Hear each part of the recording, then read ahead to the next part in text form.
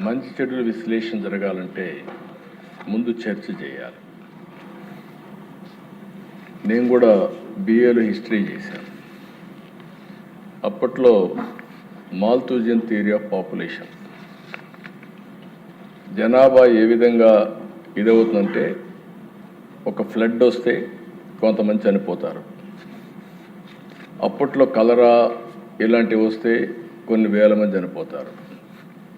Famine వస్తే చనిపోతారు. That is how population control కానీ బ్యాలెన్స్ కానీ అవుతుందని ఒక థియరీ.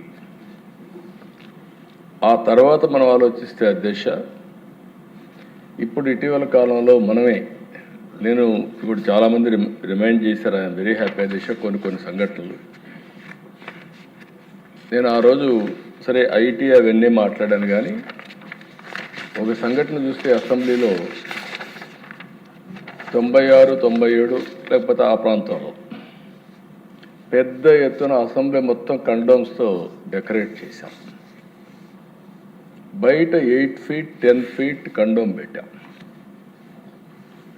ఆ రోజు ప్రిడామినెంట్గా ఆంధ్రప్రదేశ్లో ఎయిడ్స్ ఉంది. మహారాష్ట్ర, ఆంధ్రప్రదేశ్ 2 ఎయిడ్స్.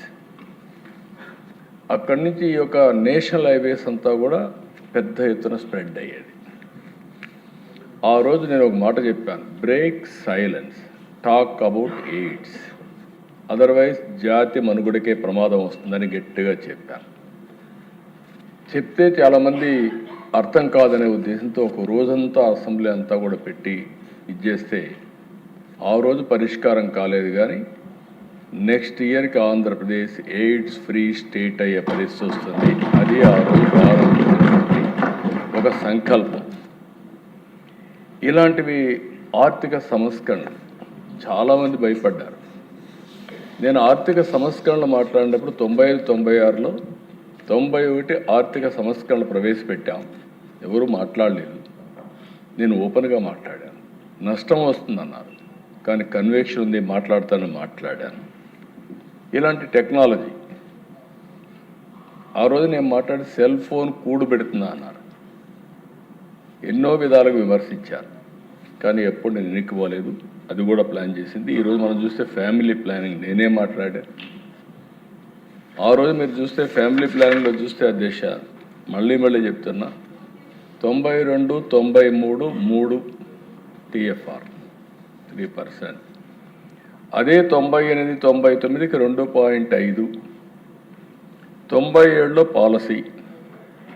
ఆ పాలసీ వస్తాను 2002కి 2.2, ఈరోజు 1.5. ఇప్పుడు ఒకసారి నేను లాస్ట్ 16, 17 అనుకుంటాను వెస్ట్ గోదావరికి వచ్చాను. ఆ రోజు ఒక మీటింగ్లో నేను మాట్లాడాను ఫ్యామిలీ ప్లానింగ్ గురించి. ఒకరోజు పెట్టాం. ఇప్పుడు ఫ్యామిలీ ప్లానింగ్ ఇర్రెలవెంట్ అవుతా ఉంది. మనం మార్చుకోవాల్సిన అవసరం ఉంది. పాపులేషన్ని ప్రమోట్ చేయాలని నేను మాట్లాడితే నాకు బాగా జ్ఞాపకం, జయప్రకాష్ నారాయణ గారు నన్ను విమర్శించాడు. ఇటీవల మళ్ళీ నేను మాట్లాడితే తమిళనాడు సీఎం మాట్లాడాడు. ఆర్ఎస్ఎస్ చీఫ్ అయితే భగవత్ గారు చాలా క్లియర్గా 3 పిల్లలు ఉంటేనే ఈ దేశం రాబోయే రోజుల్లో సస్టైనబిలిటీ ఉంటుందని వారు మాట్లాడే పరిస్థితికి వచ్చారు.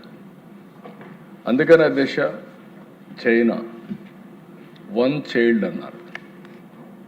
చాలా స్ట్రిక్ట్గా ఇంప్లిమెంట్ చేశారు.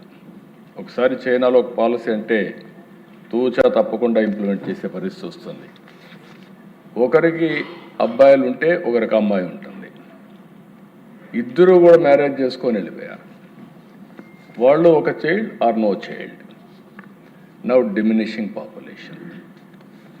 ఒకప్పుడు ప్రపంచంలోని హైయెస్ట్ పాపులేషన్ చైనా, ఇప్పుడు highest population India. At the same time 2 TFR. 2 అంటే 2.1 ఉండాలి. యూపీ, బీహార్ ఆ 2 రాష్ట్రాల వల్ల ఈరోజు పాపులేషన్ బ్యాలెన్స్ అవుతా ఉంది. సౌత్ ఇండియాలో మాత్రం నెగటివ్ గ్రోత్ స్టార్ట్ అయింది.